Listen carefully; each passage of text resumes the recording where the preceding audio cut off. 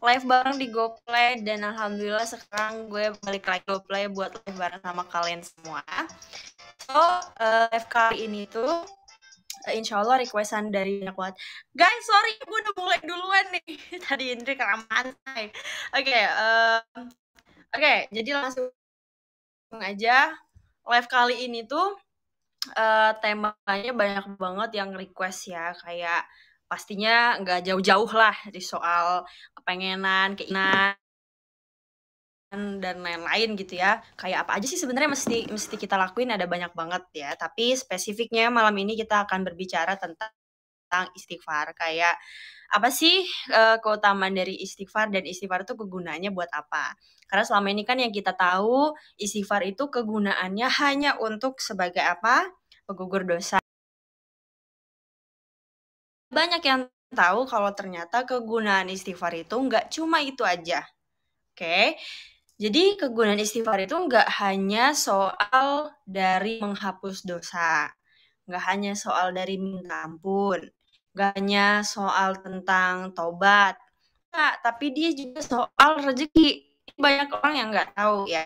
Ini juga soal hajat. Misalkan hajat itu kan ada banyak ya, nggak mesti kayak soal duit aja. Hajat itu kan ada yang pengen misalkan jalan-jalan ke Eropa atau pengen ke Turki atau barangkali pengen haji, pengen umroh dan segala macam. Jadi hajat itu kategorinya itu bisa disebut atau bisa dinasabkan kepada keinginan kita, wish kita terhadap dunia. Oke, nggak hanya soal akhirat ya, dunia gitu. Bentar lagi kita akan bahas ya. Oke, sebelumnya gue mau sapa lagi. Kak Wirda bulu matanya cantik banget, aduh. Ini kenapa jadi bahas bulu mata saya? Oke, gue mau sapa lagi, apa kabar semua teman-teman? Boleh sambil kita live, sambil kita absen, kalian di mana aja asalnya? Terus udah nungguin live-nya berapa lama gitu ya? Insya Allah selama 30 menit ke depan kita akan bahas bareng tentang keutamaan dari istighfar sendiri. Nah, menariknya gitu ya, menarik dari istighfar ini, jadi disebutkan dalam satu riwayat, siapa yang baca istighfar itu ya, siapa orang yang baca istighfar itu pasti keinginannya akan dikabulkan. Itu pasti, gitu. Ada salah satu cerita gitu, kisah dari Imam Ahmad bin Hambal, itu terkenal sekali loh ya buat teman-teman, pasti familiar, apalagi dari teman-teman pesantren ya.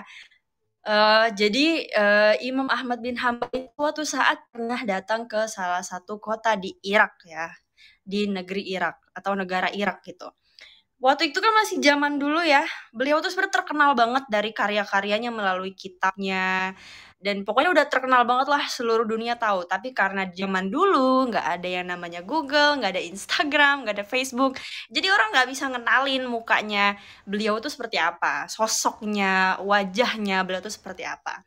Anyhow, suatu saat Imam Ahmad bin Hambal melakukan suatu perjalanan ke kota kecil yang berada di Irak. Pada saat itu, karena udah tengah malam, maka Imam Ahmad memutuskan untuk beristirahat sebentar, sejenak, untuk tidur di masjid. Tapi saat beliau lagi tidur di masjid, tiba-tiba disamperin sama DKM masjidnya gitu. Disamperin terus dibilangin, Anda siapa gitu. Beliau tidak menjelaskan gitu ya, siapa beliau gitu, dan orang-orang juga nggak ada yang mengenali karena kan emang zaman dulu nggak ada internet, nggak ada sosial media, nggak mengetahui rupanya seperti apa. Padahal beliau tuh terkenal banget terkenalnya. Terus dikasih tahu nggak boleh tidur di masjid gitu. Ya saya cuma bentar doang kok, saya habis melakukan safar gitu. Saya lagi habis jalan, saya mau istirahat sebentar. Nggak bisa. Nggak ada istirahat gitu kan. Udah, keluar. Akhirnya beliau ya, Imam Ahmad tersebut yang awalnya tidur dalam masjid, keluar ke teras masjid. Tidur di teras. Karena mikir kan, oh di dalam nggak boleh nih, ya udah tidur di luar. Begitu tidur di luar, disamperin lagi.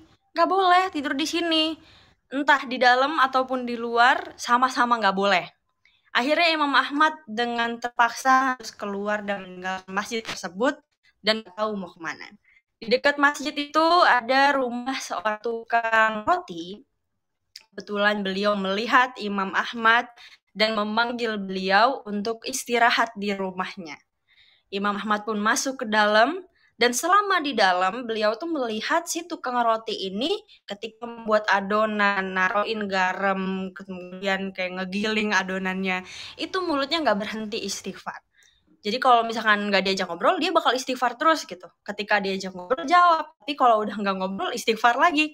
Sampai Imam Ahmad itu bertanya, kamu tuh kenapa sih gitu? Kenapa sih kok istighfar terus gitu? Kan penasaran gitu Imam Ahmad, kenapa kamu istighfar terus?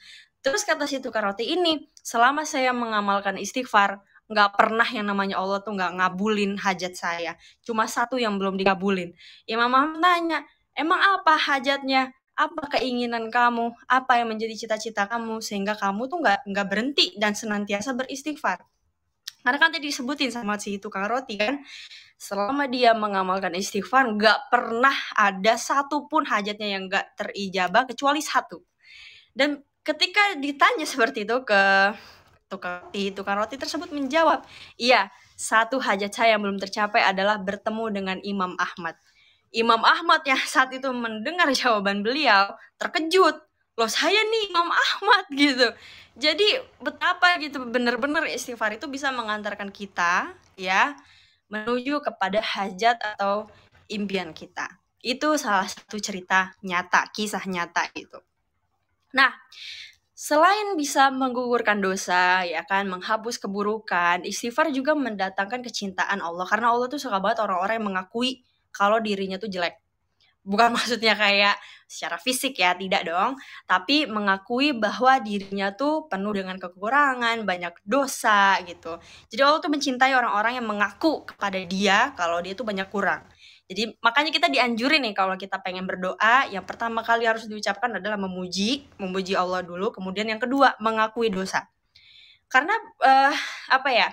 Kalau kita mengakui kesalahan sama manusia, itu kan bisa dianggap rendah ya. Tapi ketika kita mengakui kesalahan kita kepada Allah, itu malah meninggikan derajat kita. Karena ya kita mau gitu loh meminta ampun sama dia. Sementara kita tahu betul bahwa dia tuh maha pengampun gitu. Jadi Allah senang banget gitu menyambut orang-orang yang pengen minta maaf, minta ampun sama dia. Sehingga apa yang terjadi kalau kita mengamalkan istighfar, itu akan mendatangkan kecintaan Allah. Kalau yang namanya orang udah cinta, dia bakal ngasih apa aja. Bahkan dunianya pun akan dikasih. Istilahnya nyawa pun akan dikasih gitu.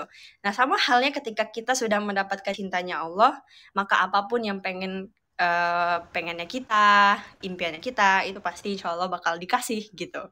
Jadi nanti ya Allah akan gantikan kejelekan dengan keindahan, keburukan dengan kebaikan, kekurangan dengan kecukupan, kepayahan dengan kecakapan. Kemudian istighfar juga dapat ya namanya menaikkan dan mengangkat derajat gitu.